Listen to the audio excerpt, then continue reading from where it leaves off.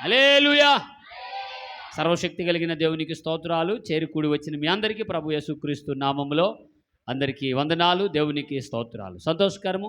ఈ పూట వాక్య ధ్యానము, ఈ ఆరాధనలో దేవుని శ్రేష్టమైన మాటలు నీతో మనతో మాట్లాడునుగాక. చూడండి, మొదటి మాట యోహాను సువార్త 10వ అధ్యాయము 3వ వాక్యాన్ని నేను చదువుతాను. మీరు గమనించి తదుపరి చదువుటకు సిద్ధపడగలరని ప్రేమతో మనవి చేస్తున్నాను. యోహాను సువార్త 10వ అధ్యాయం 3వ వాక్యం. అతనికి ద్వారపాలకులు తలుపు తీయును, గొర్రెలు అతని స్వరము వినును. అతడు తన సొంత గొర్రెలను పేరు పెట్టి పిలిచి వాటిని వెలుపలికి నడిపించెను.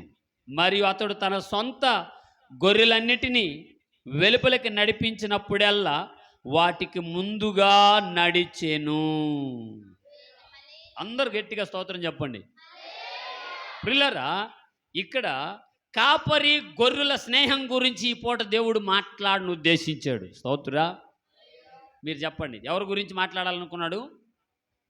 కాపరి గొర్రెలు, ఈ రెండింటికి మధ్యలో, కాపరికి గొర్రెలకు మధ్యలో ఉండే స్నేహాన్ని, అనుబంధాన్ని, ఆ ఐక్యతను గురించి దేవుడు మనతో మాట్లాడటానికి ఇష్టపడ్డాడు. ప్రియులారా, ఇక్కడ ద్వారపాలకులు కాపరికి తలుపు తీస్తారు అన్న మాట రాయబడింది. అతనికి ద్వారపాలకుడు తలుపు తీసెను, గొర్రెలు అతని స్వరము వినును. గొర్రెలు అతని స్వరము వినును. అతడు తన సొంత గొర్రెలను పేరు పెట్టి పిలిచి వాటిని వెలుపలకు నడిపించి మరియు అతడు తన సొంత గొర్రెలన్నిటిని వెలుపలకు నడిపించినప్పుడల్లా వాటికి ముందుగా నడిచెను. గొర్రెలు అతని స్వరమెరుగును గనుక అవి అతని వెంట నడిచెను. చాలండి. స్తోత్రా. ప్రియులారా, గొర్రెలు ఆయన స్వరం వింటాయంట, ఆయన వాటి స్వరం వింటాడన్న మాటలు తేటగా కనపడ్డాయి. ఈ మాటల్లో నుంచి పరిశుద్ధాత్ముడు మీతో మనతో మాట్లాడుగాక. గట్టిగా చెప్పండి ఆమేనని. ప్రియులారా, ఇక్కడ దొడ్డి కనబడుతుంది మనకి, గొర్రెలను తోలే దొడ్డి కనపడుతుంది. దానికి ఒక తలుపు ఉంది. ఆ ప్రయాణం అనగా మేసే విషయం, మరలా తిరిగి వచ్చే విషయం రెండు కనబడుతూ ఉన్నాయి. కాస్త గమనిద్దాం. ఆత్మస్వరూపుడు ఉపయోగకరంగా మాట్లాడుగాక. ఇక్కడ ఈ ద్వారపాలకులు గొర్రెలు మనుషుల గురించి పోల్చి మాట్లాడుతున్నారు. సంఘాన్ని గొర్రెలతో పోల్చి, అంటే స్వాభావికంగా మనిషి గొర్రె అని కాదు అర్థం, ఆత్మీకంగా గొర్రెకు పోల్చాడు. ఎందుకంటే గొర్రె మౌనంగా ఉండాలి, మెత్తగా ఉండాలి, పరిశుద్ధంగా ఉంటుంది, దీనంగా ఉండాలి. స్తోత్రా. అందుకే గొర్రెకు పోల్చి మాట్లాడుతూ గొర్రెలు కాపరి స్వరం వింటాయి అన్నాడు. ఈ కాపరి మనం అనుకున్నట్లు, మీరు అనుకున్నట్లు ఎవరెవరో కాదండి. ఈ కాపరి ప్రభు యేసుక్రీస్తు వారు. ఎవరంట? ఈయన ఆ రోజుల్లో ఇశ్రాయేలులని మందరం రక్షించడానికి, మేపడానికి వచ్చినప్పుడు మాట్లాడుతున్నాడు. ఆయన స్వరము అవి వింటాయి అన్నాడు. రెండో మాట ఏంటంటే, గొర్రెలకు ఆయన వెనక నడవడం, ముందు నడుస్తాడంట. చెప్పండి, ఎక్కడ నడుస్తాడు? మీకు తెలుసు, కాపరులు గొర్రెలకి ఎక్కడ నడుస్తారు? చెప్పాలి. వెనక నడుస్తారు. వాటిని తోలుకొని పోతుంటారు. ఇక్కడ చూడండి, దొడ్డులో నుంచి బయటకు తీసేప్పుడు గొర్రెలకు వెనకాలండి దారి నడిపిస్తాడు. ముందుండి వాటిని రెక్కేస్తూ బతిమాలుతూ రండి పోదాం అని పిలుస్తుంటే, ఇక్కడ కాస్త లోతుగా ఆలోచిద్దాం. కాస్త డెప్త్గా, డీప్గా ఆలోచిస్తే గొర్రెకు కాపరికి మధ్యలో ఉండే ఆ స్నేహత్వం కనబడుతుంది. స్తోత్రా. హల్లెలూయా. మాట విననప్పుడు, కొత్త గొర్రెలుగా ఉన్నప్పుడు వెనకాలండి అదిలించి తోలి తీసుకెళ్తాడు మేపడానికి. కొన్నాళ్ళు గడిచిన తర్వాత నిద్ర లేచినది మొదలుకొని ప్రొద్దుగూకేంత వరకు ఆ వ్యక్తి వాటిని అదిలిస్తానే ఉంటాడు. చెప్పండి, ఏం చేస్తుంటాడు? ఇప్పుడు అవి విని విని విని విని ఆయన వేసే రెక్కని అవి కనిపెడతాయి. ఏ కాలం మీరు ఎవరైనా ఒక రెక్క అదేదో అంటారు కదా, తప్పుడు అని కిక్కో అంటాడు అన్నమాట. అంటలా ఈ శబ్దం అయి బాగా ఇని అదే ప్లేస్లో ఏదో కాపరి వచ్చాడు అనుకుందాం. వచ్చాడా లేదా? వచ్చాడు. వచ్చినాక ఆ కాపరి శబ్దం ఎలా ఉంటుంది? బహుశా అనుభవం ఉంటుంది కానీ గొర్రెలు మేపి, కానీ శబ్దం మారిపోద్ది అను కదా. ఇతడు ఏరేలాగా రెక్కేసాడు అనుకో, గొర్రె చూస్తుంది. అప్పుడు అతను వేసే రెక్క ఈ నేసిన రెక్కలా ఉండదు, ఏరేలా ఉంటుంది. అప్పుడు ఆ రెక్క ఇటు నా విని ఏం తెచ్చాడు వెరైటీకి పిలుస్తున్నాడు. మా కాపరి అయితే అట్ట పిలవడే, ఏంటి చేసాడు రెక్క అని గమనిస్తుంది. స్తోత్రుడా. ఈ గమనించే విషయాన్ని అక్కడ అన్నాడు, గొర్రెలు కాపరి స్వరము. ఆమె చెప్పుకోండి గట్టిగా, అందరూ ఒకరు మాకు ఒకరు చూసుకోండి. తప్పు కాదు, చూసుకోండి. అది ఆశీర్వాదం కాదు. చూసుకున్నారా? నేను పాస్టర్ మాకు నీవంటూ లేకుంటే చాలు. ఏనండి, ఎందుకు ఒకరి మొక్కలు చూసుకోమన్నానంటే, ఒకరి పట్ల ఒకరు చూసుకొని అప్పుడు ఒకరితో చెప్పుకోవాలి. ఏమని? అక్క నేను ఇక ఏ స్వరం అంటే ఆ స్వరము అది స్టార్ట్ చేయండి. ఏం అర్థం అదే చెప్పు తెలమా. ఒకరికొకరు చెప్పుకున్నా అన్నా, నేను కూడా ఏ స్వరం అంటే అది తిన్నాను, కాపరి స్వరమే చెప్పుకోండి. ఒకరికొకరు అందరూ చెప్పుకోవాలా? అది చెప్పుకోండి. ఒకరికొకరికి ఏ స్వరం అంటే ఆ స్వరము వినకూడదు. పిల్లారా ఆడకూడదు. చెప్పుకోవా? ఏ స్వరం అంటే ఆ స్వరము వినకూడదు, కాపరి స్వరం వినాలి. ఇక్కడ అన్యులు కూడా అదిలిస్తున్నారంట గొర్రెలు. చదువుతారు కిందకి ఆ మాట, చదవండి. చదువు కిందకి. గొర్రెలు కాపరి స్వరము వినును, అతడు గొర్రెలను పేరు పెట్టి పిలిచి వాటిని వెలుపలకు నడిపించినప్పుడు మరియు అతడు తన సొంత గొర్రెలన్నిటిని వెలుపలకు నడిపించినప్పుడల్లా వాటికి ముందుగా నడిచెను. గొర్రెలు అతని స్వరం ఎరుగును గనుక అతనిని వెంబడిస్తాయి. గనుక వెంబడింపక వారి యొద్ద నుండి పారిపోవునని మీతో నిశ్చయముగా చెప్పుచున్నానని వారితో చెప్పెను. హల్లెలూయా. ఇక్కడ చూడండి, ఏరియా వాడు వచ్చి రెక్కేసి దా హ్యారీ అనే లేక చూసేంత లేదు, వెళ్ళిపోండ్రా అని మాట్లాడుకున్నాయి. ఒకరికొకరికి చెదిరిపోయినాయి, వెళ్ళిపోతాయంట. అన్యుల స్వరము అనగా మీరు ఏదో ఫీల్ అయ్యొద్దు, బాధపడద్దు.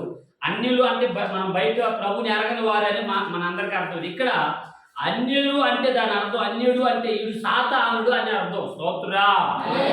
వాడు స్వరం వినంగానే గొర్రెలు లేచి టక్కన చెవులను ఎగరబెట్టి చూసి, రే వీడు కాపరి కాదు, మనం వండుకోవడానికి వచ్చేసాడు, త్వరగా మనము పారిపోయే మందంలో ఉండాలి, అభయా కదురా. స్తోత్రుడా. ఇక్కడ పారిపోతాయంట, చెదిరిపోతాయంట, వెళ్ళిపోతాయంట. ఎందుకంటే ఆ స్వరము కాపరి స్వరం వల్ల ఏదో ఉండదు. గుర్తుపెట్టుకోవాలి మీరు, ఉండనే. ఎందుకు ఉండదంటే నిన్ను కాసేవదానికి కాదు. మంచిగా చెప్పండి, మంచిగా. అది పేరే రాశాడు, అన్యుడు స్వరం వినంగానే చెదిరిపోతాయి అంటాయి. దేనికని? కొన్ని గొర్రెలు ఉంటాయి. కాపరి స్వరం వినవా గొర్రెలు, అన్యుల స్వరం ఎంత ఎంతయో అన్నది వాళ్ళకి, ఆ గొర్రెలకే తెలియదు. పిల్లరా, దేవుని స్వరం. ఈ కాపుడు ఎవరు అంటే ప్రధాన యాజకుడైన ప్రభువే. మనకు తెలుసు 23వ కీర్తన గ్రంథంలో కాపురిగా దేవుడు గొర్రెల కాపురి అయిన దావీదు గారు అంటారు, యెహోవా నా కాపరి. స్తోత్రుడా. బాగా గమనిస్తే అన్యులు పిలిచే ఆ పిలుపు ధ్వని వినంగానే గొర్రెలు గమనిస్తాయట. ఏం చేస్తాయి? ఈ తర్వాత నెల నుంచి మీరు ఖచ్చితంగా మీ కాపరి స్వరం వినక తప్పదు. స్తోత్రం చెప్పండి. ఎందుకు తప్పదు అన్నానంటే, ఆ కాపరి నీ నిమిత్తమై దేవునికి ప్రార్థిస్తున్న చూస్తున్నాడు. ప్రధాన యాజకుడు కుడి ప్రక్కన కూర్చొని మీరు చెప్ప సైక్యం గాని మూలుగులుతాడు రాసుడు ఎబ్రి పత్రికలో, మొదటి కొరింథీ పత్రికలో. స్తోత్రా. ఎవరి కాపరి? పరిశుద్ధాత్ముడు. చాట్లు బూట్లు కాదు. ఏమండి? విజ్ఞాపన చేస్తున్నాడు. ఈ గొర్రెలు దీవించబడాలి, ఈ గొర్రెలు నడిపించబడాలి, ఈ గొర్రెలు మంచిగా ముందుకు వెళ్ళాలి అని. అక్కడ రాయబడ్డ మాట మేత దొడ్డి. మేత కలిపి చెప్తే ఈ మేత దేవుని వాక్యము, దొడ్డి దేవుని సంఘం లేదంటే మందిరం. స్తోత్రా. మీకు అర్థమవుతున్నాయి నా మాట, నా వైపు చూస్తూ వినండి. ఈ మేత ఏమండి? ఈ మేత వాక్యము, దొడ్డి దేవుని మందిరం, దేవుని సంఘం. ఈ సంఘంలో నుంచి చెదిరిపోకుండా చూసుకోవాలి గొర్రె. స్తోత్రా. హల్లెలూయా. అని కాపుడు అన్నప్పుడు అరిసినాడంటే ఓహో నేను మందకి వేరుగా ఉన్నానని గొర్రె ఏం చేయాలంట? ఏంద్ర అరుస్తున్నాడు అనకూడదు. అలా అనకూడదు. గమనించాలి. ఓహో గొర్రె మందలో ఉన్నప్పుడు పక్కకి వెళ్ళిపోతుంది. పక్కకి వెళ్తే కుక్క కాసుకుంటూ ఉంటుంది. చెప్పండి. ఎక్కువగా ఏం కాసుకుంటుంది?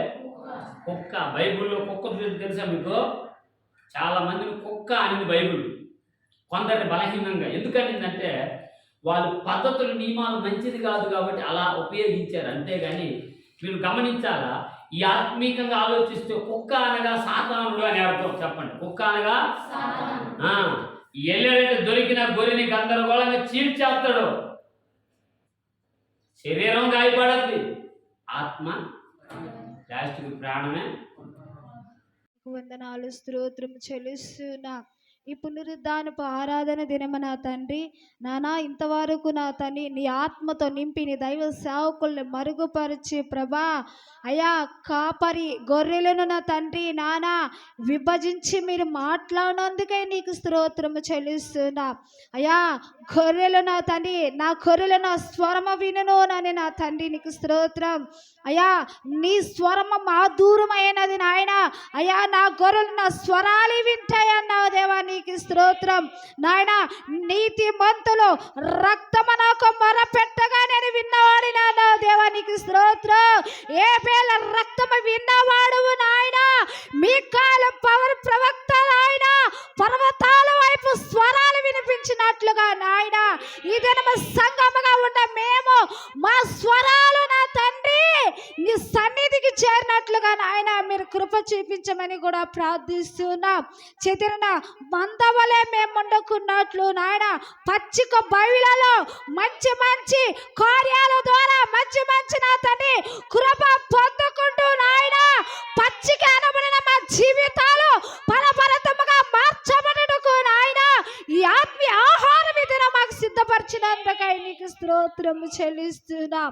అయ్యా నీ సంఘాన్ని పరుండబెట్టి మీరు మేపిస్తున్నారు నాయన.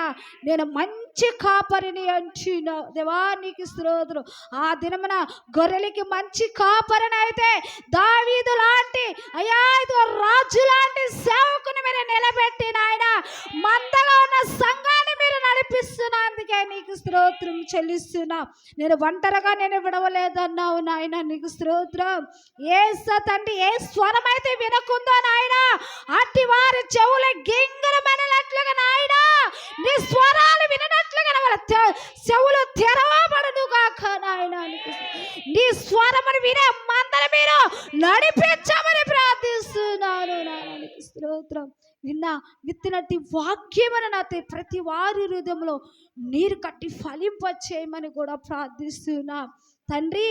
ప్రతి వారిలో ఫలభరితమైన నా తండ్రి అనుభవాలతో మీరు నడిపించండి. ఇంతవరకు నీ దైవ సేవకులు వాక్యము విత్తి ఉండగా నా సేవకుని ఇంకా బలముగా మీరు వాడుకోమని ఈ పునరుద్ధానపు దినము నా తండ్రి ప్రతి ఒక్కరిలో నా తండ్రి నీ ఆత్మ ప్రభావము చేయమని యేసు క్రీస్తు నామములో ప్రార్థిస్తున్నాను పరమ తండ్రి.